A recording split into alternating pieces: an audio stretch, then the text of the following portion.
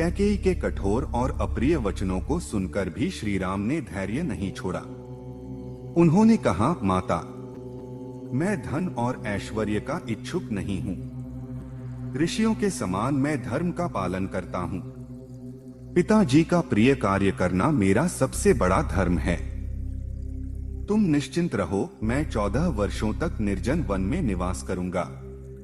तुम्हारा मुझ पर पूरा अधिकार है, इसलिए मैं तुम्हारी हर आज्ञा का पालन करने को तैयार हूँ। लेकिन फिर भी तुमने स्वयं मुझसे न कहकर महाराज को कष्ट दिया। इससे ऐसा प्रतीत होता है कि तुम्हें मुझ पर पूरा विश्वास नहीं है। खैर, अब मैं माता कौशल्या से आज्ञा लेकर और सीता को समझाकर आज ही दंडकारण्य वन की यात्रा पर निकलूंगा। तुम इस बात का ध्यान रखना कि भरत इस राज्य का सुचारू रूप से संचालन करें और पिताजी की सेवा करें, क्योंकि यही सनातन धर्म है। श्री राम के इन वचनों को सुनकर राजा दशरथ अत्यंत दुखी हो गए। वे शोक से कुछ कहने में असमर्थ थे और केवल अश्रुपात कर रहे थे। श्री राम ने पिता दशरथ और माता कैकेयी के चरणों में प्रणाम किया और वहां से प्रस्थान किया। अपने माता पिता की परिक्रमा कर वे महल से बाहर निकले। सुमित्रा के पुत्र लक्ष्मण, जो इस अन्याय को देखकर क्रोधित थे, आंसुओं से भरे नेत्रों के साथ श्री राम के पीछे पीछे चल पड़े। श्री राम अब वनवास के लिए पूरी तरह से तैयार थे। उन्होंने अभिषेक के लिए एकत्रित की गई सामग्रियों की प्रदक्षिणा की और बिना किसी मोह के आगे बढ़ गए। उनके मन में कोई विकार नहीं था। राज्य का त्याग करने के बावजूद उनकी आभा में कोई कमी नहीं आई थी। जैसे क्षीण चंद्रमा भी अपनी आभा बनाए रखता है। श्री राम ने छत्र और चंबर लगाने से मना कर दिया और सुसज्जित रथ को भी लौटा दिया। अपने प्रियजनों और नगरवासियों को विदा कर वे माता कौशल्या को यह दुखद समाचार सुनाने के लिए उनके महल की ओर बढ़े। श्री राम ने अपने चेहरे पर किसी भी प्रकार का विकार प्रकट नहीं होने दिया। उन्होंने अपने मन को पूर्णतः वश में रखा और सदा की भांति सौम्य और प्रसन्न बने रहे। लक्ष्मण भी अपने दुख को मन में दबाकर श्री राम के पीछे चल रहे थे। महल में प्रवेश करते समय भी श्री राम ने अपने मुखमंडल पर किसी भी प्रकार की चिंता प्रकट नहीं की। वे पूर्णतः संयमित और दृढ़चित्त बने रहे। जय श्री राम। उधर पुरुषोत्तम श्री राम जैसे ही कैकेयी के महल से बाहर निकलने को उद्यत हुए, वैसे ही राजमहल के अंतःपुर में रहने वाली रानियों का विलाप शुरू हो गया। वे कहने लगी, हाँ, जो पिता की आज्ञा न देने पर भी समस्त महल के आवश्यक कार्यों में सदा तत्पर रहते थे, जो हम सबका सहारा और रक्षक थे, वे श्री राम आज वन को चले जाएंगे। रघुनाथ जी अपनी माता कौशल्या के प्रति जैसा प्रेम भाव रखते थे, वैसा ही व्यवहार हम सबके साथ भी करते थे। जो कठोर वचन सुनने के बाद भी कभी क्रोधित नहीं होते थे और जो किसी को भी दुख देने वाला शब्द नहीं बोलते थे, वे ही श्री राम आज वनवास को जा रहे हैं। बड़ा दुख है कि हमारे महाराज की बुद्धि भ्रष्ट हो गई है। वे समस्त प्राणियों के जीवनाधार श्री राम का त्याग कर रहे हैं। इस प्रकार समस्त रानियां अपने पति को कोसने लगीं और बछड़ों से बिछुड़ी गायों की भांति जोर जोर से रोने लगीं। अंतःपुर के इस करुण विलाप को सुनकर महाराज दशरथ पुत्र वियोग के दुख से संतप्त होकर लज्जा के मारे अपने बिस्तर में ही छिप गए। इधर धर्मात्मा श्री राम अपने स्वजनों के दुख से व्यथित होकर लंबी सांसें लेते हुए अपने भाई लक्ष्मण के साथ माता कौशल्या के महल की ओर बढ़े। वहां पहुंचकर उन्होंने द्वार पर एक आदरणीय वृद्ध पुरुष को बैठे देखा और उनके साथ कई अन्य व्यक्ति भी उपस्थित थे। श्री राम के दर्शन पाते ही वे सभी लोग जय जयकार करने लगे और उनका अभिनंदन किया। पहली ड्योढ़ी पार करके जब वे दूसरी में पहुंचे तो वहां कई विद्वान ब्राह्मणों को देखा। उन ब्राह्मणों को प्रणाम करके जब वे तीसरी ड्योढ़ी में पहुंचे तो वहां कई वृद्ध और युवतियां द्वार रक्षा में तैनात दिखीं। श्री राम को देखकर वे सभी अत्यंत हर्षित हुईं और तुरंत माता कौशल्या को उनके आगमन की सूचना दी। उस समय माता कौशल्या व्रत और पूजा में लीन थीं। वे रेशमी वस्त्र धारण किए हुए भगवान विष्णु की आराधना कर रही थीं। वे मंत्रोच्चारण के साथ हवन कर रही थीं और उनके चारों ओर पूजा सामग्री रखी हुई थी। दही, अक्षत, घी, मोदक, हविष्य, खीर, खिचड़ी, समिधा और जल से भरे कलश। व्रत के कारण वे थोड़ी दुर्बल दिख रही थीं, परंतु उनकी भक्ति और श्रद्धा अविचल थी। श्री राम ने जैसे ही अपनी माता को देखा, वे उनके चरणों में प्रणाम करने के लिए आगे बढ़े। माता कौसल्या ने उन्हें हृदय से लगाकर मस्तक चूमा और आशीर्वाद दिया। उन्होंने श्री राम को बैठने के लिए आसन दिया और भोजन करने को कहा, परंतु श्री राम ने केवल आसन का स्पर्श किया और हाथ जोड़कर माता से विनयपूर्वक बोले, माता, शायद आपको ज्ञात नहीं है, लेकिन आप पर एक बड़ा संकट आ पड़ा है। मेरी बात सुनकर आपको, सीता को और लक्ष्मण को दुख होगा, परंतु मैं सत्य कहूंगा। मुझे 14 वर्षों के लिए वन में जाना होगा, इसलिए इस राजसी आसन की आवश्यकता नहीं है। अब मेरे लिए कुश की चटाई पर बैठने का समय आ गया है। मैं अब मुनियों के समान जीवन व्यतीत करूंगा, कंदमूल और फलों से जीवन निर्वाह करूंगा और तपस्वी बनकर दंडकारण्य में निवास करूंगा। महाराज ने भरत को युवराज बनाने का निर्णय लिया है और मुझे तपस्वी का जीवन बिताने के लिए वन भेजा जा रहा है। यह सुनते ही माता कौसल्या अत्यंत दुखी होकर आहत वृक्ष की डाल के समान भूमि पर गिर पड़ी। श्री राम ने तुरंत उन्हें संभाला और अपने हाथों से उनकी धूल पोंछी। जीवन भर सुख भोगने वाली माता कौसल्या अपने पुत्र के वियोग की बात सुनकर अत्यंत कातर हो उठी। उन्होंने लक्ष्मण के सामने अपने पास बैठे हुए श्री राम से इस तरह कहा, बेटा रघुनंदन, अगर तुम्हारा जन्म न हुआ होता तो मुझे सिर्फ इसी एक बात का दुख रहता, लेकिन आज जो इतना बड़ा दुख मुझ पर आया है वह मुझे कभी सहना न पड़ता अगर मैं संतानहीन होती। बेटा, संतान न होने का दुख तो केवल मन में एक कसक की तरह होता है, पर आज जो पीड़ा मुझे मिल रही है वह कहीं अधिक भयानक है। बेटा राम, पति के जीवन काल में भी मुझे एक ज्येष्ठ पत्नी के रूप में जो सम्मान और सुख मिलना चाहिए था वह कभी नहीं मिला। मैं हमेशा यह सोचकर जीती रही कि तुम्हारे राज्याभिषेक के बाद मैं सारे सुख देखूंगी, लेकिन अब वह आशा भी टूट गई है। बड़ी रानी होकर भी मुझे हमेशा छोटी सौतों की कटु बातें सुननी पड़ी। स्त्रियों के लिए इससे बड़ा दुख और क्या हो सकता है। यही वजह है कि मेरा यह शोक और विलाप कभी खत्म नहीं होगा। बेटा, तुम्हारे रहते हुए भी मैं सौतों के तिरस्कार को झेलती रही हूँ, तो तुम्हारे वन में चले जाने के बाद मेरी क्या दशा होगी। उस समय तो मेरा जीना ही मुश्किल हो जाएगा। तुम्हारे पिता ने भी मुझे हमेशा तिरस्कार और कठोर शब्द ही दिए हैं, स्नेह और सम्मान कभी नहीं मिला। मुझे कैकेयी की दासियों से भी कम समझा जाता है। जो लोग मेरी सेवा में रहते थे वे भी भरत को देखकर चुप हो जाते हैं और मुझसे बात तक नहीं करते। बेटा, इस अपमान को सहते हुए मैं कैसे जीऊंगी। तुम्हारे उपनयन संस्कार को हुए 17 साल बीत चुके हैं, अब तुम 27 वर्ष के हो गए हो।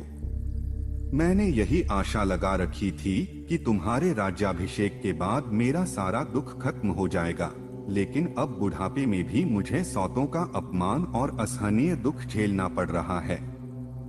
तुम्हारे मनोहर मुख को देखे बिना मैं कैसे जीवित रहूंगी, यह सोचकर मेरा दिल बैठा जा रहा है। बेटा, अगर तुम्हें सचमुच वन में जाना ही है तो मैं समझती हूँ कि मैंने व्यर्थ ही तुम्हारा पालन पोषण किया। मैंने देवताओं की पूजा, उपवास और तमाम कठिन साधनाएं सिर्फ तुम्हारे लिए की, लेकिन आज सब बेकार हो गया। मेरा दिल जरूर पत्थर का बना है, जो तुम्हारे वनवास की बात सुनकर भी अब तक टूटा नहीं है। न जाने क्यों मृत्यु भी मुझसे दूर भाग रही है। जैसे कोई मृगी अपने बच्चे को खोकर सिंह के सामने कांपती है, वैसे ही मैं इस समय बेबस और असहाय महसूस कर रही हूँ। मेरा यह कठोर हृदय लोहे का बना लगता है, जो इतनी पीड़ा सहने के बाद भी न तो टूटता है न टुकड़े टुकड़े होता है। शायद मृत्यु भी बिना समय आए किसी को नहीं मिलती, लेकिन सबसे दुखद यह है कि तुम्हारे सुख के लिए किए गए मेरे सारे व्रत, दान और तपस्या आज व्यर्थ हो गए। मेरी सारी साधनाएं ऊसर भूमि में बोए गए बीजों की तरह निष्फल हो गईं। अगर कोई व्यक्ति अपने दुख से व्यथित होकर अपनी इच्छा से असमय मृत्यु को प्राप्त कर सकता, तो मैं भी आज ही यमराज के पास चली जाती। लेकिन यह दुख भोगने के लिए भी शायद मेरी किस्मत में लंबा जीवन लिखा है। बेटा राम, तुम्हारे बिना इस संसार में जीने का कोई अर्थ नहीं है। मैं तो तुम्हारे पीछे पीछे वन को ही चलूंगी, जैसे कोई गाय अपने बछड़े के बिना एक पल भी नहीं रह सकती। तुम्हारे वियोग का विचार ही मेरे लिए असहनीय है। इस तरह अपने पुत्र श्री राम को देखकर माता कौसल्या दुख से व्याकुल होकर विलाप करने लगी, जैसे कोई किन्नरी अपने बच्चे को बंधन में पड़ा देखकर तड़प रही हो। जय श्री राम। इस प्रकार विलाप करती हुई माता कौसल्या को देखकर अत्यंत दुखी लक्ष्मण ने समय के अनुसार उचित वचन कहे, माताजी, मुझे भी यह उचित नहीं लगता कि श्री राम राजलक्ष्मी को त्याग कर वन को चले जाएं। महाराज इस समय माता कैकेयी के प्रभाव में आ गए हैं, इस कारण उनकी बुद्धि विपरीत हो गई है। एक तो वे वृद्ध हैं, दूसरे कामनाओं के वशीभूत हो गए हैं। ऐसे में कैकेयी जैसी स्त्री के बहकावे में आकर वे कुछ भी कह सकते हैं। मैं तो श्री राम में ऐसा कोई दोष नहीं देखता जिसके कारण उन्हें राज्य से वंचित कर वनवास दिया जाए। संसार में कोई भी ऐसा व्यक्ति नहीं है जो इनकी निंदा कर सके, चाहे वह इनका शत्रु ही क्यों न हो। धर्मपरायण राजा भी श्री राम जैसे सरल, संयमी और दयालु पुत्र का परित्याग कैसे कर सकते हैं। जो व्यक्ति अपनी सुध बुध खो बैठे हैं, उनके ऐसे अन्यायपूर्ण आदेश को मानना उचित नहीं है। रघुवीर, जब तक लोग आपके वनवास की बात नहीं जानते, तब तक आप मेरी सहायता से इस राज्य की बागडोर संभाल लीजिए। जब मैं अपने धनुष के साथ आपकी रक्षा करता रहूं, तब कोई भी शक्ति आपके सामने टिक नहीं सकती। यदि नगर के लोग विरोध करेंगे, तो मैं अपने तीखे बाणों से अयोध्या को खाली कर दूंगा। जो कोई भी भरत का पक्ष लेगा, मैं उसे भी समाप्त कर दूंगा। यदि पिताजी मोह में आकर हमारे शत्रु बन रहे हैं, तो हमें भी मोह छोड़कर उन्हें बंदी बना लेना चाहिए या आवश्यकता पड़ने पर दंड देना चाहिए। जब गुरु भी अधर्म के मार्ग पर चल पड़े, तो उसे भी दंड देना आवश्यक हो जाता है। मैं सत्य की शपथ लेकर कहता हूं कि मेरा स्नेह केवल श्री राम के साथ है। यदि श्री राम आग में कूदने को तैयार हो, तो मैं उनसे पहले कूद जाऊंगा। माता कौसल्या ने लक्ष्मण के ये ओजस्वी वचन सुनकर श्री राम से रोते हुए कहा, बेटा, तुमने लक्ष्मण की सारी बातें सुन ली। अब जो उचित समझो वह करो। लेकिन मेरी सौत कैकेयी के अन्यायपूर्ण आदेश को मानकर तुम मुझे इस प्रकार छोड़कर मत जाओ। अगर धर्म का पालन करना है, तो यहीं रहकर मेरी सेवा करो। वत्स, जैसे कश्यप ने अपनी माता की सेवा करके स्वर्ग प्राप्त किया, वैसे ही तुम भी मेरी सेवा करो। मैं तुम्हें वन जाने की आज्ञा नहीं देती। यदि तुम मुझे इस दुख में छोड़कर वन चले जाओगे, तो मैं उपवास कर प्राण त्याग दूंगी। तुम्हारे बिना इस जीवन और सुख में मेरा कोई मोह नहीं है। धर्मात्मा श्री राम ने माता कौसल्या के इस विलाप को सुनकर बड़े शांत और विनम्र शब्दों में कहा, माता, मैं आपके चरणों में सिर झुकाकर आपको प्रसन्न करना चाहता हूँ, लेकिन मैं पिताजी की आज्ञा का उल्लंघन नहीं कर सकता, इसलिए वन को जाना आवश्यक है। हमारे कुल के पूर्वजों ने भी पितृ आज्ञा का पालन करते हुए कठिन निर्णय लिए हैं। जमदग्नि के पुत्र परशुराम ने भी पिताजी की आज्ञा मानकर अपनी माता का वध किया था। इसी प्रकार कई महान पुरुषों ने पितृ आज्ञा का पालन किया है। मैं भी उनके पदचिह्नों पर चलूंगा और धर्म का पालन करूंगा। इस पृथ्वी पर जो कार्य सभी के लिए उचित है वही मैं भी कर रहा हूँ। पिताजी की आज्ञा का पालन करना धर्म है और मैं इस धर्म से कभी विमुख नहीं हो सकता। अपनी माता से ऐसा कहने के बाद वाक्य कुशल और धनुर्विद्या में निपुण श्री राम ने लक्ष्मण से पुनः कहा, लक्ष्मण, मैं जानता हूँ कि तुम्हारा मुझ पर जो गहरा स्नेह है वह सच्चा और अद्वितीय है। तुम्हारे साहस, धैर्य और अपार पराक्रम को भी मैं भली भांति जानता हूँ। लेकिन मेरी माता को जो दुख हो रहा है वह मेरे विचारों को पूरी तरह न समझ पाने के कारण है। इस संसार में धर्म सबसे श्रेष्ठ है और सत्य भी धर्म में ही निहित है। पिताजी का यह वचन भी धर्म पर आधारित होने के कारण सर्वश्रेष्ठ है।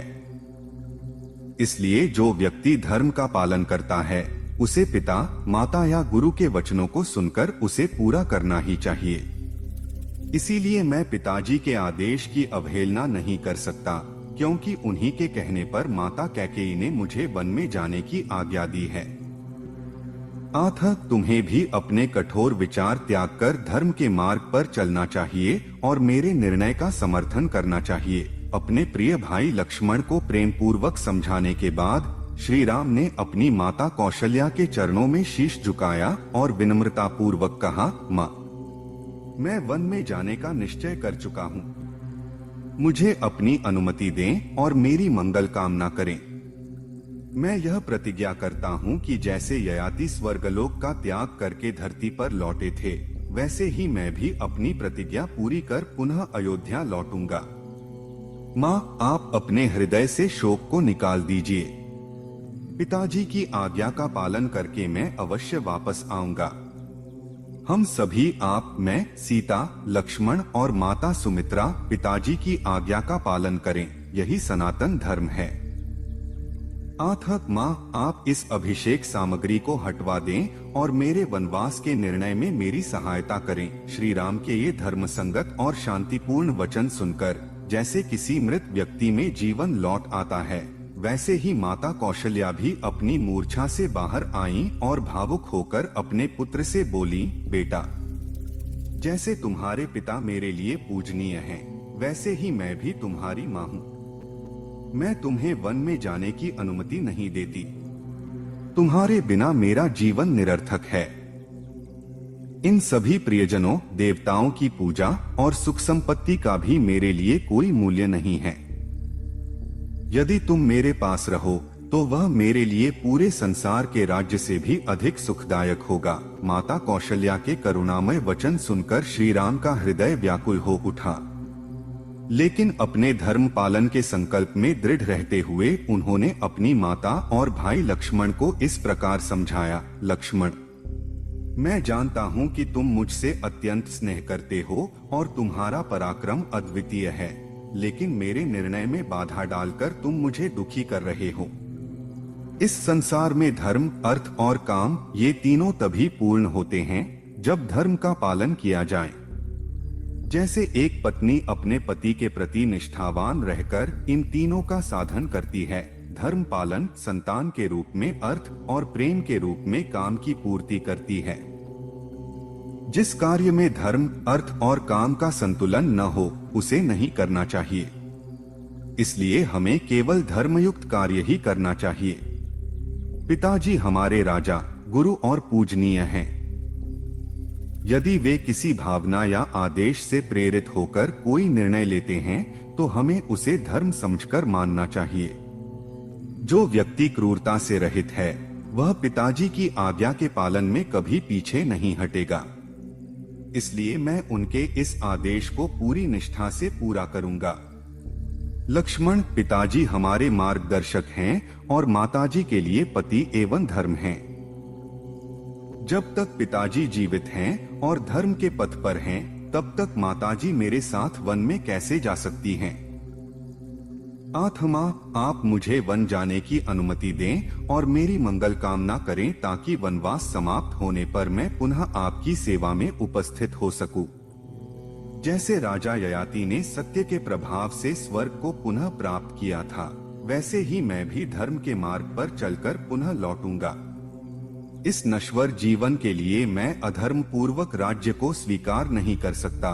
इस प्रकार श्री राम ने धैर्य पूर्वक वनगमन का निश्चय किया और अपनी माता एवं लक्ष्मण को धर्म का मर्म समझाकर ससम्मान विदा लेने का संकल्प किया। जय श्री राम।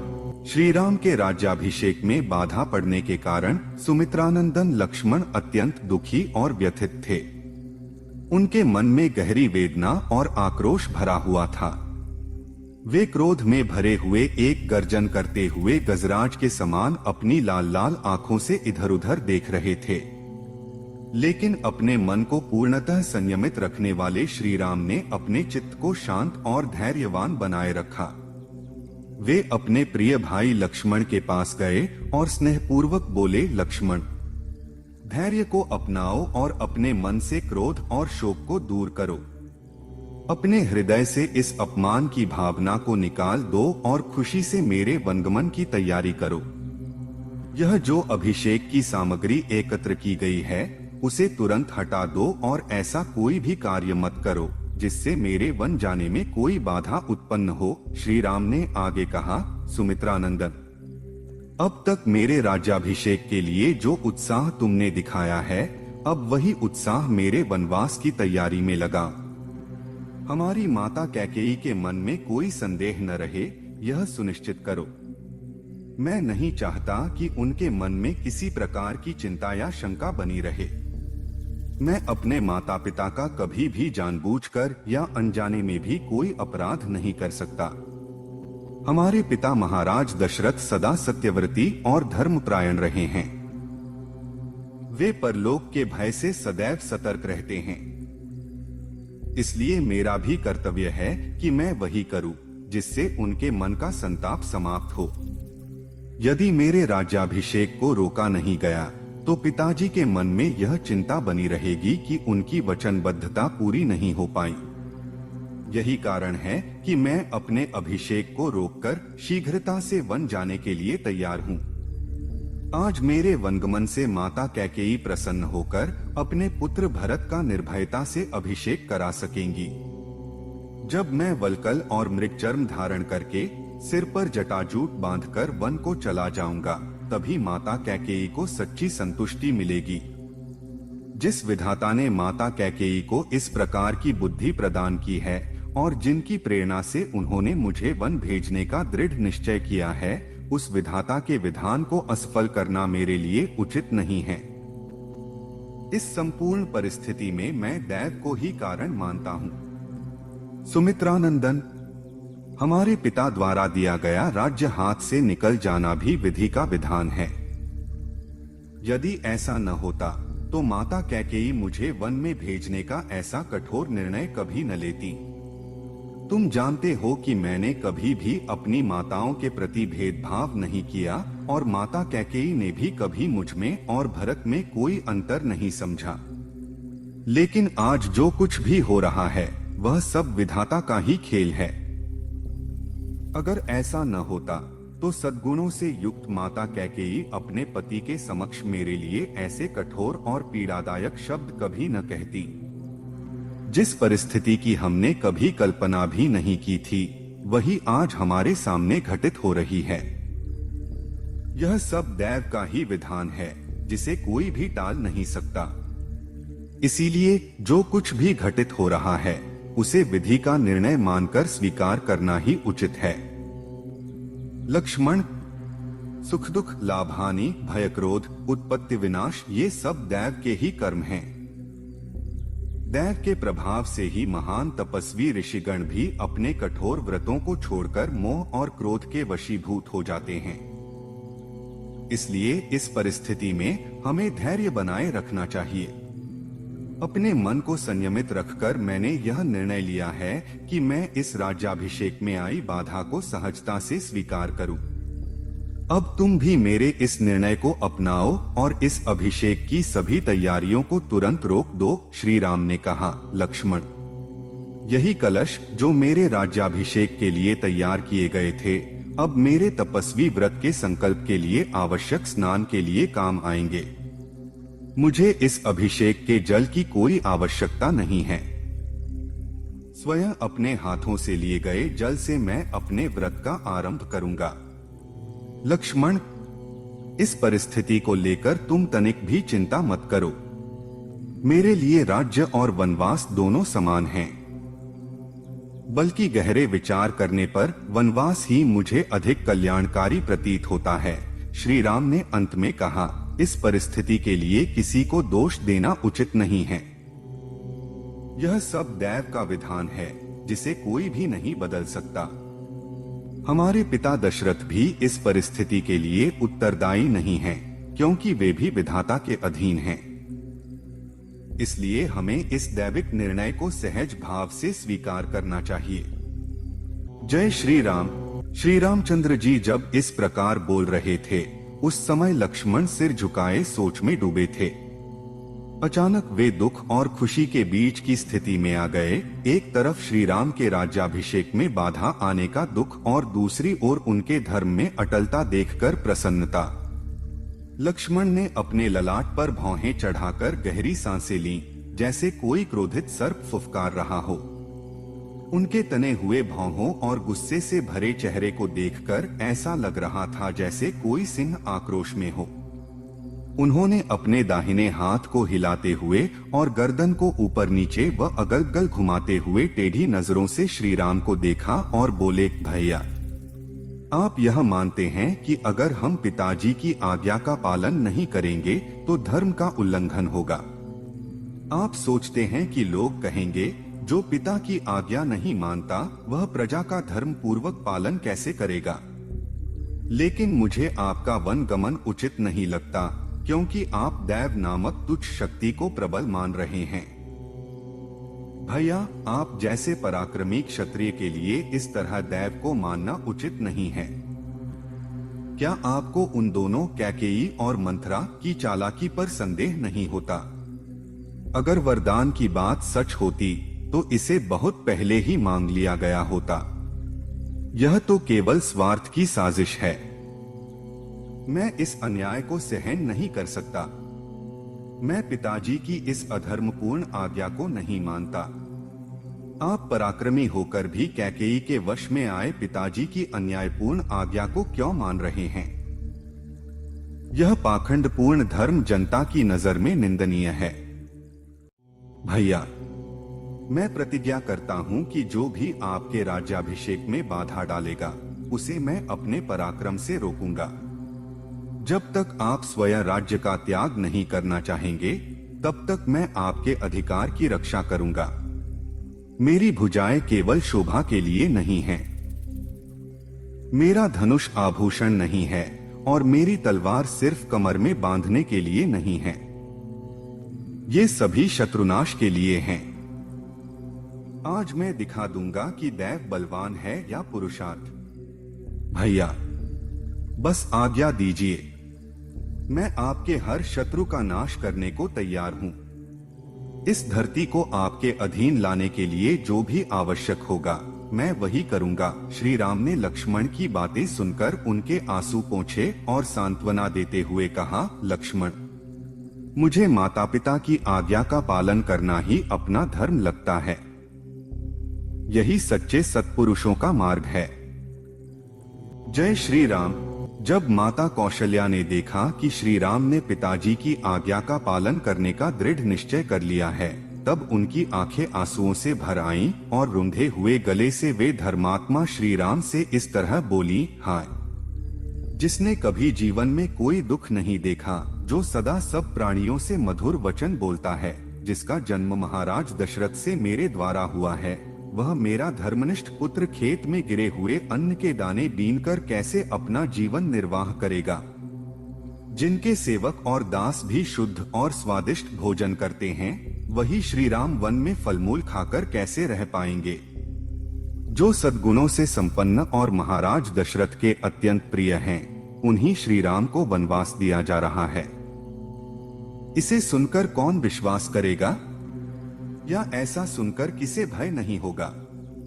निश्चय ही इस संसार में देवता सबसे अधिक शक्तिशाली हैं। उनकी आज्ञा सबसे ऊपर चलती है, वही सबको सुख और दुख से जोड़ते हैं, क्योंकि उन्हीं के प्रभाव से तुम्हारे जैसे प्रिय पुत्र भी वन में जाने को तैयार हो गए हैं। लेकिन बेटा, तुमसे बिछुड़ने पर मुझे जो शोक होगा वह आग की तरह जलाकर मुझे भस्म कर देगा, जैसे ग्रीष्म ऋतु में दावानल सूखी लकड़ी और घास को जला डालता है। इस शोक की आग मेरे ही मन में प्रकट हुई है। तुम्हें न देख पाने का डर ही इस आग को हवा दे रहा है। मेरी चिंता ही इस आग के लिए ईंधन का काम कर रही है। रोने से बहने वाले आंसू ही इस आग में घी की आहुति बन रहे हैं। चिंता के कारण उठने वाले गहरे उच्छ्वास ही इस आग का धुआं बन रहे हैं।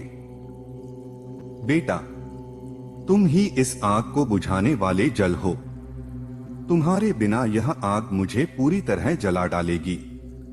वत्स, जैसे गाय अपने बछड़े के पीछे पीछे चलती है, वैसे ही मैं भी तुम्हारे पीछे पीछे चलूंगी। माता कौशल्या के इन शब्दों को सुनकर श्री राम ने अपनी दुखी माँ को सांत्वना देते हुए कहा, माँ, कैकेयी ने राजा दशरथ के साथ छल किया है।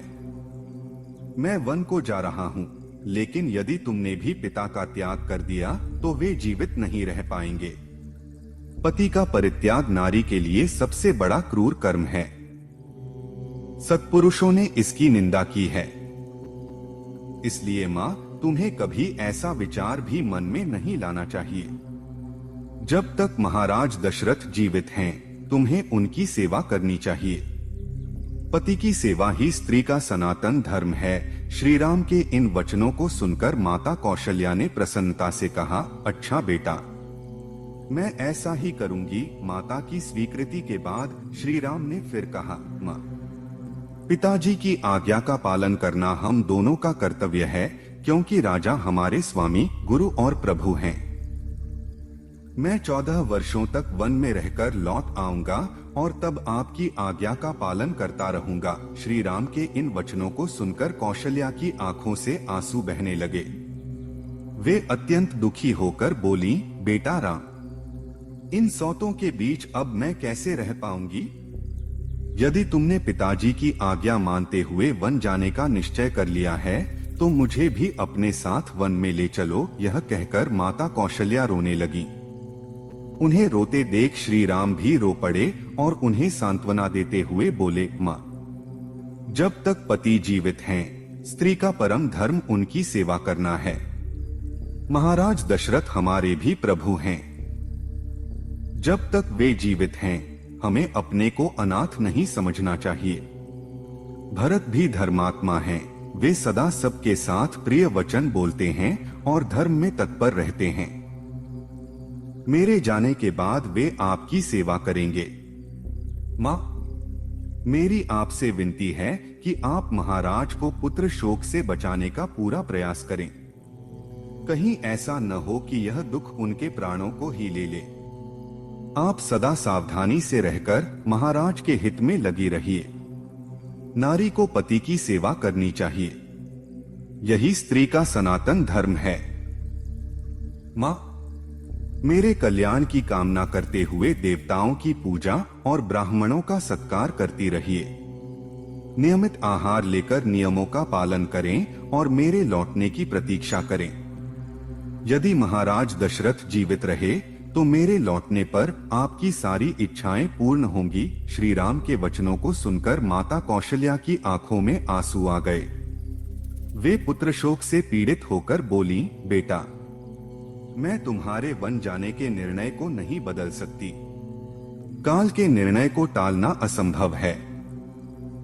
बेटा, अब तुम निश्चिंत होकर वन को जाओ। तुम्हारा सदा कल्याण हो। जब तुम वनवास पूरा करके लौटोगे तब मेरे सारे दुख समाप्त हो जाएंगे। बेटा, जब तुम इस महान व्रत को पूरा करके वापस आओगे और अपने पिता के ऋण से मुक्त हो जाओगे, तभी मैं सुकून से सो सकूंगी।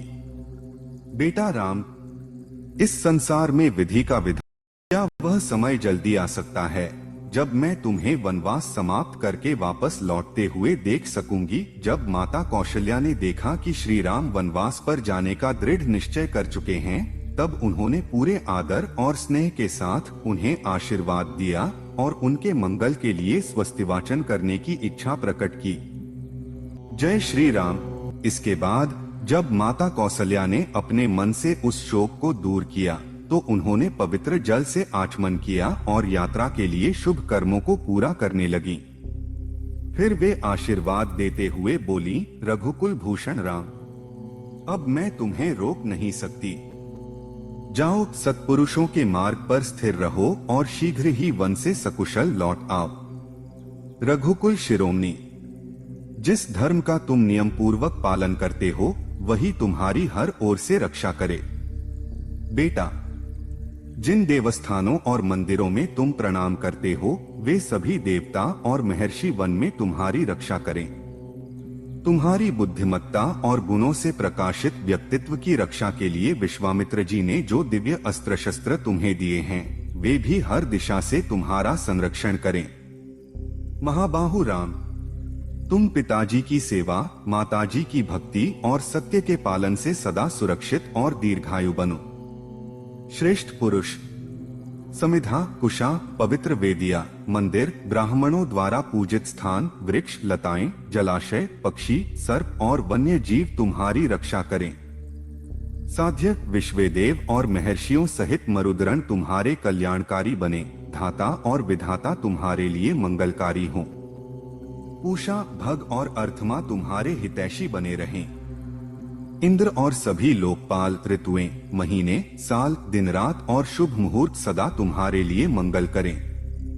बेटा, श्रुति, स्मृति और धर्म भी चारों ओर से तुम्हारी रक्षा करें।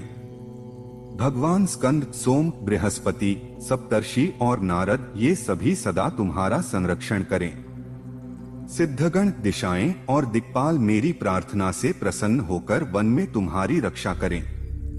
पर्वत, समुद्र, राजा वरुण, आकाश, अंतरिक्ष, पृथ्वी, वायु, चराचर प्राणी, नक्षत्र, ग्रह, दिन रात और संध्याएं सब मिलकर तुम्हारी रक्षा करें। 6 ऋतुएं, सभी मास, संवत्सर, काल और शुभ घड़ियां तुम्हें कल्याण दें। मुनि का वेश धारण करके जब तुम वन में विचरण करोगे तब सभी देवता और दैत्य तुम्हारे लिए सुखदायक बने। बेटा, तुम्हें भयंकर राक्षसों, क्रूर पिशाचों और मांसभक्षी जीवों से कभी भय न हो। वन के मेंढक, वानर, बिच्छू, डांस, मच्छर, सर्प और कीट भी तुम्हें कोई कष्ट न दें। वत्स, बड़े हाथी, शेर, बाघ, रीछ और अन्य भयंकर जानवर भी तुम्हारे लिए अहिंसक बने रहें। जो नरभक्षी जीव जंतु हैं वे भी मेरी पूजा से प्रसन्न होकर तुम्हें कोई हानि न पहुंचाएं। बेटा राम, तुम्हारी यात्रा शुभ और मंगलमय हो। तुम्हारे पराक्रम सफल हो और तुम्हें हर तरह की संपत्तियां प्राप्त होती रहें। तुम्हें आकाश में उड़ने वाले, धरती पर रहने वाले प्राणी और तुम्हारे सभी शत्रु भी मंगलकारी दृष्टि से देखें। श्री राम, शुक्र, चंद्रमा, सूर्य, कुबेर और यम ये सभी देवता तुम्हारी वन यात्रा के दौरान सदा तुम्हारा रक्षण करें।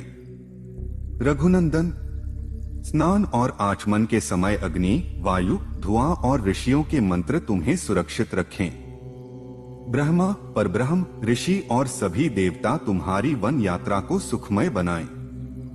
यह कहकर विशाल नेत्रों वाली महारानी कौसल्या ने फूलों की माला, चंदन और सुगंधित सामग्री से देवताओं की पूजा की। फिर श्री राम की मंगल कामना करते हुए अग्नि में विधिपूर्वक होम करवाया। महारानी कौसल्या ने घी, सफेद फूल, समिधा और सरसों जैसी पवित्र वस्तुएं ब्राह्मणों को अर्पित की। पुरोहित जी ने विधिवत रूप से हवन किया और सभी दिशाओं में लोकपालों के लिए बलि अर्पित की। स्वस्तिवाचन के लिए ब्राह्मणों को मधु, दही, अक्षत और घृत अर्पित किया और सभी ने एक स्वर में श्री राम की मंगल कामना की। इसके बाद महारानी कौसल्या ने पुरोहित को उचित दक्षिणा दी और अपने पुत्र श्री राम को आशीर्वाद दिया। उन्होंने कहा, वत्स राम, जिस तरह इंद्र को महर्षियों ने आशीर्वाद दिया था वही आशीर्वाद तुम्हें भी प्राप्त हो। जिस प्रकार गरुड़ को उनकी माता बिंता ने अमृत लाने के लिए शुभकामनाएं दी थीं, वही मंगल तुम्हारे लिए भी हो। अमृत मंथन के समय जब इंद्र ने असुरों का संहार किया था, तब माता अदिति ने उन्हें जो आशीर्वाद दिया था वही मंगल तुम्हें प्राप्त हो। जब भगवान विष्णु ने 3 पगों में संपूर्ण ब्रह्मांड को नापा था, तब उन्हें जो मंगल कामनाएं मिली थीं, वही तुम्हारे लिए भी सुलभ हो। महाबाहु राम, ऋषि, समुद्र, द्वीप, वेद, समस्त लोक और दिशाएं सदा तुम्हारे लिए कल्याणकारी बने। तुम्हारा जीवन सदा मंगलमय और शुभ हो। माता कौसल्या ने फिर श्री राम के मस्तक पर अक्षत रखा, चंदन और रोली लगाई और शुभ औषधि को रक्षा के लिए उनके हाथ में बांध दिया। उन्होंने मंत्रों का उच्चारण करते हुए राम की दीर्घायु और सुरक्षा की प्रार्थना की। इस दौरान अपने हृदय में संतान वियोग के दुख को समेटे हुए वे केवल वाणी से ही मंत्र बोल सकी। उनकी आवाज भावनाओं से भरकर लड़खड़ा रही थी।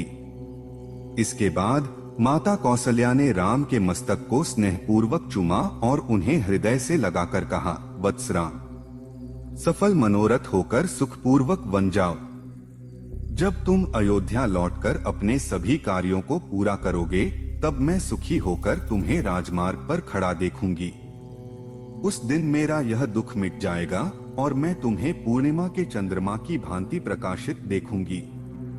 श्री राम, जब तुम वनवास समाप्त कर अयोध्या लौटकर राज सिंहासन पर विराजमान होगे, तब मेरी सभी इच्छाएं पूर्ण होंगी। मेरी बहू सीता की सभी कामनाएं तुम्हारे साथ सदा पूरी होती रहें। रघुनंदन, शिव, सभी देवता, महर्षि, भूतगण, नाग और दिशाएं, ये सब तुम्हारे लिए कल्याणकारी बने। आंसुओं से भरी आंखों के साथ माता कौसल्या ने विधिपूर्वक स्वस्तिवाचन पूर्ण किया। फिर उन्होंने अपने पुत्र श्री राम की परिक्रमा की और उन्हें बार बार गले लगाकर आशीर्वाद दिया। इसके बाद श्री राम माता के चरणों में प्रणाम करके सीता माता के महल की ओर चल दिए। जय श्री राम। धर्म के मार्ग पर चलते हुए श्री राम माता कौसल्या के स्वस्तिवाचन कर्म को पूरा कर उन्हें प्रणाम करके वन के लिए प्रस्थान करने लगे। उस समय नगर के मुख्य मार्ग पर जनसमूह उमड़ पड़ा था। राजकुमार श्री राम अपने सद्गुणों के कारण सबके मन को मोह रहे थे। ऐसे गुणवान श्री राम को वनवास दिया जा रहा है, यह सोचकर वहां के लोगों का मन व्यथित हो उठा। राजकुमारी सीता को अभी तक इस दुखद घटना का समाचार नहीं मिला था। उनके हृदय में यही भाव था कि उनके पति श्री राम का युवराज पद पर अभिषेक हो रहा होगा। राजधर्म और समयानुकूल कर्तव्यों को भली भांति जानने वाली सीता माता देवताओं की पूजा कर प्रसन्न मन से श्री राम के आगमन की प्रतीक्षा कर रही थीं। इतने में ही श्री राम अपने भव्य और सजे हुए अंतपुर में पहुंचे, जहां प्रसन्नता से भरे लोग मौजूद थे। लेकिन श्री राम का मुख उदासी से झुका हुआ था। उन्हें देखकर सीता तुरंत आसन छोड़कर खड़ी हो गईं। श्री राम की अवस्था देखकर वे घबरा गईं और व्याकुल होकर अपने शोक संतप्त पति को निहारने लगीं। श्री राम के चेहरे पर छाई उदासी उनके भीतर के गहरे शोक को प्रकट कर रही थी। उनका मुख मलिन हो गया था, उनके अंगों से पसीना झलक रहा था और वे अपने दुहक को दबाने में असमर्थ दिख रहे थे। श्री राम की इस स्थिति को देखकर सीता का हृदय भी व्यथा से भर गया। उन्होंने व्याकुल होकर पूछा, प्रभु, यह आपकी कैसी दशा है? रघुनंदन, आज का दिन अत्यंत शुभ है। बृहस्पति से जुड़ा यह पवित्र पुष्य नक्षत्र है, जो राज्याभिषेक के लिए सर्वथा उचित है। विद्वान ब्राह्मणों ने भी इस शुभ नक्षत्र में आपके अभिषेक का निर्णय किया था। फिर भी ऐसे शुभ अवसर पर आपका मन इतना व्यथित क्यों है? मैं देख रही हूं कि आज आपके मुख पर वह कांति नहीं है जो सौभाग्य और उल्लास से दमकनी चाहिए थी। आपका मुख आज जल के फेन के समान फीका लग रहा है। आपके सिर पर 100 तीलियों वाले सफेद छत्र की छाया भी नहीं है, जिससे आपका तेज और बढ़ता। आपके सुंदर कमल जैसे नेत्रों पर आज चंबर भी नहीं डुलाया जा रहा है। आज नगर के गायक वंदिन, सूत और मागधजन आपके यश की स्तुति करते हुए नहीं दिख रहे हैं। वेदों के ज्ञाता ब्राह्मणों ने आपके मस्तक पर तीर्थजल मिश्रित मधु और दधि से अभिषेक भी नहीं किया। मंत्री, सेनापति, नगर के प्रतिष्ठित व्यापारी और जनपद के नागरिक भी आपके पीछे चलने को उत्सुक नहीं दिखते। यह सब क्यों हो रहा है? आपके रथ के आगे आगे चलने वाला सुसज्जित पुष्पों से सजा भव्य रथ आज क्यों नहीं दिख रहा है? आपके आगमन पर चलने वाले विशाल पर्वत के समान काले रंग के मेघगंभीर हाथी भी आज अनुपस्थित क्यों हैं? आपके सुवर्ण जटित भद्रासन को लेकर चलने वाले सेवक भी आज क्यों नहीं दिख रहे? जब अभिषेक की सारी तैयारियां पूरी हो चुकी थीं, तब आपके चेहरे की यह उदासी क्यों है? पहले कभी मैंने आपके मुख पर ऐसी चिंता की छाया नहीं देखी थी। इस स्थिति का कारण क्या है? सीता के इन व्याकुल प्रश्नों को सुनकर रघुनंदन श्री राम ने उन्हें शांत करने के लिए कहा, सीते, पूज्य पिता ने आज मुझे वनवास जाने का आदेश दिया है। धर्म को जानने वाली कुलशील संपन्न जनक नंदिनी, जिस कारण यह वनवास मुझे मिला है वह मैं तुम्हें विस्तार से बताता हूँ। ध्यान से सुनो। मेरे सत्य प्रतिज्ञ पिता महाराज दशरथ ने माता कैकेयी को 2 वरदान दिए थे। जब मेरे राज्याभिषेक की तैयारियां प्रारंभ हुई, तब माता कैकेयी ने उन वरदानों की याद दिलाई। धर्मनिष्ठ होने के कारण पिताजी ने अपनी प्रतिज्ञा निभाई और भरत को युवराज पद पर नियुक्त किया। दूसरे वरदान के अनुसार मुझे 14 वर्षों तक दंडकारण्य वन में निवास करना होगा। वन गमन के पूर्व मैं तुमसे मिलने आया हूँ। जब मैं चला जाऊं, तब भरत के समक्ष मेरी प्रशंसा कभी मत करना। समृद्ध और सत्ता में बैठे पुरुष अपने समकक्ष की प्रशंसा सहन नहीं कर पाते। इसलिए मैं तुमसे अनुरोध करता हूँ कि तुम भरत के सामने मेरे गुणों की चर्चा न करना। विशेष रूप से अपनी सखियों के साथ भी मेरी चर्चा करने से बचना। केवल उनके मनोनुकूल आचरण से ही तुम उनके स्नेह और सम्मान को बनाए रख सकती हो। राजा ने भरत को सदा के लिए युवराज पद प्रदान कर दिया है। इसलिए तुम्हें भरत को प्रसन्न रखने का विशेष प्रयास करना चाहिए, क्योंकि अब वे ही राजा होंगे। मैं पिताजी की प्रतिज्ञा का पालन करते हुए आज ही वन के लिए प्रस्थान करूंगा। सीते, तुम धैर्यपूर्वक यहाँ निवास करो। प्रतिदिन प्रातः उठकर देवताओं की विधिवत पूजा करो। मेरे पूज्य पिता महाराज दशरथ का आदर पूर्वक वंदन करो। मेरी माता कौसल्या को भी ससम्मान प्रणाम करना। वे वृद्धा हैं और दुख से दुर्बल हो चुकी हैं, इसलिए तुम्हें धर्म का अनुसरण करते हुए उनकी विशेष सेवा करनी चाहिए। मेरी अन्य माताओं को भी समान रूप से सम्मान और स्नेह देना, क्योंकि सभी ने मुझे प्रेम पूर्वक पाला है। भरत और शत्रुघ्न मुझे प्राणों से भी प्रिय हैं, अतः तुम उन्हें भी अपने भाई और पुत्र के समान समझो। विदेह नंदिनी, भरत के मन के विपरीत कोई कार्य मत करना। इस समय वे ही देश और कुल के राजा हैं। राजा के अनुकूल आचरण और सेवा से ही उनका स्नेह प्राप्त किया जा सकता है। विपरीत आचरण से वे कुपित हो सकते हैं। राजा अपने हित के लिए कभी कभी अपने सगे संबंधियों को भी त्याग देते हैं और योग्य व्यक्ति को अपनाते हैं। इसलिए कल्याणमयी, तुम भरत के प्रति सदा अनुरूप आचरण करते हुए धर्म और सत्य के मार्ग पर चलो। अब मैं उस विशाल वन में जाने के लिए तैयार हूँ। प्रिय, तुम्हें यहाँ रहकर मेरी आज्ञा का पालन करते हुए सबके साथ मधुर व्यवहार करना चाहिए। जय श्री राम। श्री राम के ऐसा कहने पर मधुर भाषिणी विदेह कुमारी सीता जी, जो हर प्रकार से अपने स्वामी के स्नेह की अधिकारी थीं, प्रेम में हल्का सा रोष लेकर अपने पति से इस प्रकार बोली, नरश्रेष्ठ श्री राम, आप मुझे तुच्छ समझकर ये कैसी बातें कर रहे हैं? आपकी बातें सुनकर मुझे आश्चर्य भी हो रहा है और हंसी भी आती है। स्वामी, आपने जो कुछ कहा वह वीरों और राजकुमारों के योग्य नहीं है। ऐसी बातें यश को कलंकित करने वाली हैं और सुनने में भी अनुचित लगती हैं। आर्यपुत्र, पिता, माता, भाई, पुत्र और पुत्रवधू ये सभी अपने अपने शुभ कर्मों के अनुसार अपने जीवन का निर्वाह करते हैं, लेकिन पत्नी सदा अपने पति के भाग्य और धर्म का अनुसरण करती है। इसलिए आपके साथ वन में चलने की अनुमति मुझे भी मिल चुकी है। नारी के लिए इस लोक और परलोक दोनों में उसके पति ही एकमात्र सच्चा आश्रय होते हैं। पिता, माता, पुत्र, सखियां और यह शरीर भी सच्चे सहायक नहीं होते। रघुनंदन, यदि आप आज ही उस दुर्गम वन की ओर प्रस्थान कर रहे हैं, तो मैं रास्ते के कांटों और कंटीले तिनकों को अपने पांवों से कुचलती हुई आपके आगे आगे चलूंगी। आठ वीर, संदेह और चिंता को त्याग कर मुझे निःसंकोच अपने साथ ले चलिए। मुझसे कोई ऐसा अपराध नहीं हुआ है जिसके कारण आप मुझे यहाँ छोड़ दें।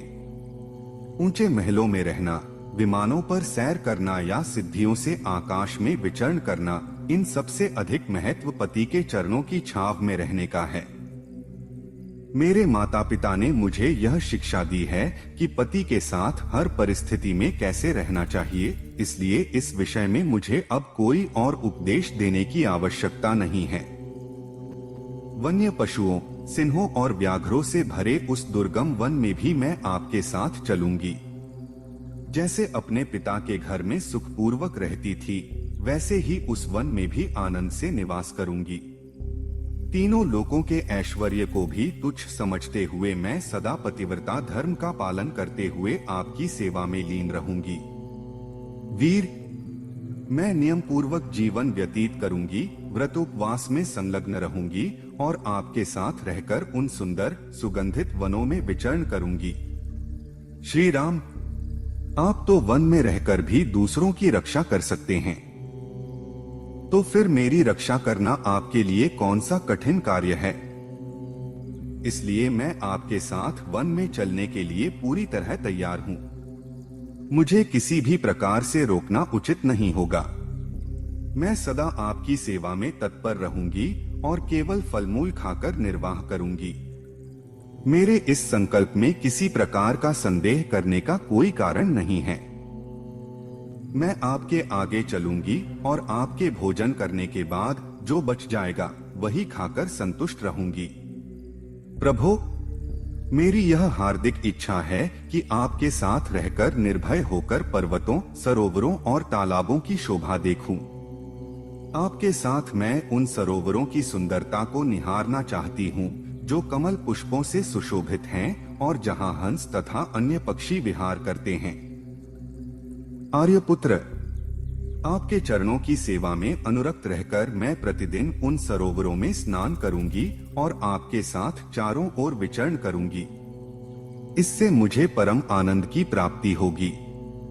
सैकड़ों या हजारों वर्षों तक भी यदि मुझे आपके साथ रहने का सौभाग्य मिले तो भी मुझे कभी कोई कष्ट नहीं होगा। यदि आप मेरे साथ न हुए तो स्वर्ग की प्राप्ति भी मुझे स्वीकार नहीं होगी। रघुनंदन, आपके बिना स्वर्गलोक में भी मुझे सुख नहीं मिल सकता। इसलिए मैं आपसे विनम्र प्रार्थना करती हूँ कि मुझे अपने साथ ले चलिए।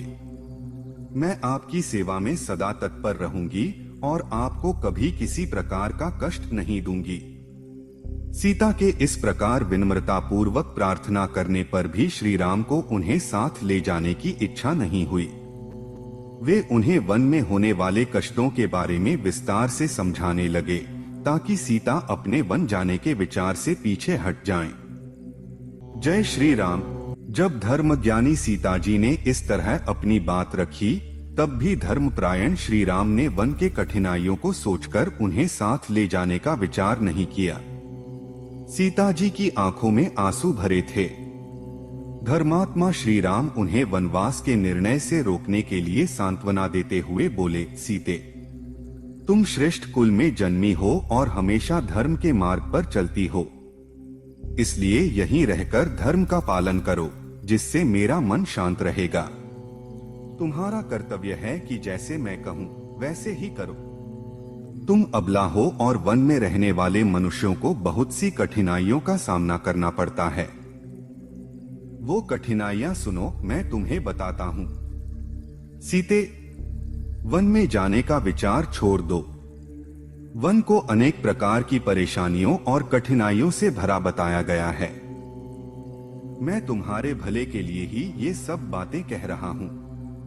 मेरी जानकारी के अनुसार वन में सुख बहुत कम और दुख बहुत ज्यादा है। पर्वतों से गिरने वाले झरनों की आवाज सुनकर उन गुफाओं में रहने वाले सिंह गर्जने लगते हैं, जो सुनने में बहुत भयानक लगते हैं। इस कारण वन दुखमय है। सूने जंगल में निर्भय होकर घूमने वाले जंगली पशु मनुष्य को देखते ही उस पर टूट पड़ते हैं। इसलिए वन भय और कष्ट से भरा है। वन की नदियों में मगरमच्छ रहते हैं और वहां कीचड़ भरा होता है, जिससे उन्हें पार करना बहुत कठिन हो जाता है। इसके अलावा वहां मदमस्त हाथी सदा विचरण करते रहते हैं। इन सब कारणों से वन बहुत कष्टकारी है। वन के रास्ते झाड़ियों और कांटों से भरे रहते हैं। वहां जंगली पक्षियों की आवाजें गूंजती हैं और उन रास्तों पर चलना बहुत मुश्किल होता है। जल स्रोत भी बहुत दूर दूर होते हैं। दिन भर के थके मांदे व्यक्ति को रात में जमीन पर गिरे सूखे पत्तों पर ही सोना पड़ता है। इसलिए वन हर तरह से दुखद है। सीते, वहां वृक्षों से गिरे फलों को ही भोजन बनाना पड़ता है और उसी में संतोष करना होता है। अपनी क्षमता के अनुसार उपवास करना, सिर पर जटा का भार रखना और वल्कल वस्त्र धारण करना ही वहां की जीवन शैली है। वहां देवताओं, पितरों और अतिथियों की सेवा भी करनी पड़ती है। दिन में 3 बार स्नान करना पड़ता है। इस सब के कारण वन जीवन बहुत कष्टकारी है। वहां स्वयं लाए हुए फूलों से वेदी पर देवताओं की पूजा करनी पड़ती है। खाने के लिए जो भी मिल जाए उसी में संतोष करना पड़ता है। वहां तेज आंधी, अंधकार, भूख और तरह तरह के भय सदा बने रहते हैं। वन में बड़े बड़े विषैले सर्प रास्ते में घूमते रहते हैं। इन कारणों से वन अत्यंत कष्टदायक है। वहां पर बिच्छू, कीड़े, डांस, मच्छर आदि सदा कष्ट देते रहते हैं। कांटेदार वृक्षों और झाड़ियों के कारण चलने में बहुत परेशानी होती है। वन में रहने वाले मनुष्यों को तरह तरह की शारीरिक कठिनाइयों और भयों का सामना करना पड़ता है। इसलिए वन दुखों से भरा हुआ है। वन में रहने के लिए क्रोध और लोभ को त्यागना पड़ता है। तपस्या में मन लगाना होता है और भय होने पर भी धैर्य रखना पड़ता है। इसलिए भी वन में सदा कठिनाइयां बनी रहती हैं। इसीलिए तुम्हारा वन में जाना उचित नहीं है। वहां जाकर तुम सुरक्षित नहीं रह सकोगी। मैंने बहुत सोच विचार किया है और समझा है कि वन जीवन अनेक कठिनाइयों से भरा हुआ है। जब श्री राम ने सीता जी को वन में ले जाने का विचार नहीं किया, तब सीता जी ने उनकी बात मानने से इनकार कर दिया। वे अत्यंत दुखी होकर श्री राम से बोली, जय श्री राम। श्री रामचंद्र जी की यह बात सुनकर सीता को बहुत दुख हुआ। उनके चेहरे पर आंसुओं की धारा बहने लगी और वे धीरे धीरे इस तरह कहने लगी, स्वामी, आपने वन में रहने के जो जो कष्ट बताए हैं, वे आपके प्रेम और स्नेह के कारण मेरे लिए सुखद बन जाएंगे। इस बात को आप भली भांति समझ लें। रघुनंदन, वन के मृग, सिंह, हाथी, नीलगाय और अन्य जंगली जीव आपका तेजस्वी रूप देखकर भाग जाएंगे, क्योंकि ऐसा प्रभावशाली रूप उन्होंने पहले कभी नहीं देखा होगा। आपसे तो सभी डरते हैं, फिर ये पशु क्यों नहीं डरेंगे? प्रभु ही है, क्योंकि यदि मैं आपके बिना यहाँ रुक गई तो मैं अपने जीवन को त्याग दूंगी। रघुनाथ जी, जब आप मेरे साथ हैं, तब देवताओं के राजा इंद्र भी मेरा कोई अनिष्ट नहीं कर सकते। स्वामी, आपने स्वयं भी कहा है कि पतिव्रता स्त्री अपने पति के बिना जीवित नहीं रह सकती। मैं अपने पिता के घर में ब्राह्मणों के मुख से पहले ही यह सुन चुकी हूँ कि मुझे एक दिन वन में रहना होगा। उस भविष्यवाणी का समय अब आ गया है, इसलिए मैं आपके साथ वन में चलने के लिए तैयार हूँ। वीर श्री राम, भविष्यवक्ता ब्राह्मणों ने जो कहा था वह किसी भी हालत में टल नहीं सकता, इसलिए मैं अपने भाग्य को स्वीकार कर आपके साथ वन में अवश्य चलूंगी। मुझे यह भली भांति ज्ञात है कि वन में कई तरह के कष्ट हैं, लेकिन ये कष्ट केवल उन्हें महसूस होते हैं जिनका मन और इंद्रियां वश में नहीं होती। मैंने एक शांत तपस्वी भिक्षु के मुख से भी अपने वनवास की बात सुनी थी जब मैं अपने पिता के घर में थी। प्रभु, मैंने आपसे पहले भी वन में चलने की प्रार्थना की थी और आपने सहमति भी दे दी थी, इसलिए आप निश्चित रूप से समझ लें कि आपके साथ वन जाना मुझे बहुत प्रिय है। रघुनंदन, आपके साथ रहकर मैं सुख दुख में समान रहूंगी। चाहे कोई भी परिस्थिति आए, मैं आपका साथ कभी नहीं छोड़ूंगी। मेरे लिए आपके साथ रहना ही सबसे बड़ा सुख है। स्वामी, आपके साथ चलकर मुझे परलोक में भी लाभ होगा और हम सदा एक दूसरे के साथ जुड़े रहेंगे। मैंने ब्राह्मणों से सुना है कि विवाह के बाद स्त्री अपने पति की ही संगिनी रहती है, चाहे वह जीवन हो या परलोक। मैं आपकी धर्म पत्नी हूँ और आपके साथ सुख दुख में बराबर की भागीदार रहूंगी। कृपया मुझे अपने साथ वन में ले चलिए। यदि आप मुझे साथ नहीं ले गए तो मैं विष खाकर, आग में कूदकर या जल में डूबकर अपने जीवन का अंत कर लूंगी। इस तरह अनेक प्रकार से विनती करने के बावजूद महाबाहु श्री राम ने सीता को निर्जन वन में ले जाने की अनुमति नहीं दी। उनके अस्वीकार कर देने पर सीता को बड़ी चिंता हुई और वे आंसू बहाकर भूमि को भिगोने लगी। जानकी को दुखी और क्रोधित देख श्री राम ने उन्हें सांत्वना देने के लिए तरह तरह की बातें कहकर समझाने की कोशिश की। जय श्री राम। श्री राम के समझाने पर मिथिला नरेश की पुत्री सीता जी ने वनवास की आज्ञा प्राप्त करने के लिए अपने पति से इस तरह कहा। सीता जी बहुत डरी हुई थीं। प्रेम और स्वाभिमान के कारण उन्होंने श्री राम जी पर हल्का सा कटाक्ष करते हुए कहा, प्रभु, क्या मेरे पिता जनक जी ने आपको अपने दामाद के रूप में स्वीकार करते समय कभी यह सोचा था कि आप सिर्फ शरीर से पुरुष हैं, लेकिन कार्यों से तो जैसे स्त्री हैं? नाथ, यदि आप मुझे छोड़कर वन चले गए तो संसार के लोग यह कहने लगेंगे कि तेज और पराक्रम से भरे श्री राम में शक्ति और साहस का अभाव है। यह बात मेरे लिए असहनीय होगी। सीता जी ने आगे कहा, आप क्यों चिंता में पड़े हुए हैं? आपको किसका भय है जिसकी वजह से आप अपनी एकमात्र आश्रित पत्नी का त्याग करना चाहते हैं? जैसे सावित्री अपने पति सत्यवान के साथ हर परिस्थिति में थीं, वैसे ही मैं भी सदा आपकी अनुगामिनी रहूंगी। मैं आपके बिना अकेले यहाँ नहीं रह सकती। आप जिसके साथ विवाह के बंधन में बंधे हैं, उसे किसी और के हाथ में सौंपने की बात क्यों करते हैं? मैं केवल आपकी हूँ, मन से भी किसी अन्य पुरुष को देखना तो दूर, कभी सोचा भी नहीं। स्वामी, मुझे आपके साथ रहने में कभी कोई कष्ट महसूस नहीं होगा। चाहे कठिनाइयां आए या सुख दुख, मैं सदा आपके साथ रहूंगी। कांटों और घास पर चलने में भी मुझे सुख मिलेगा, क्योंकि मैं आपके साथ रहूंगी।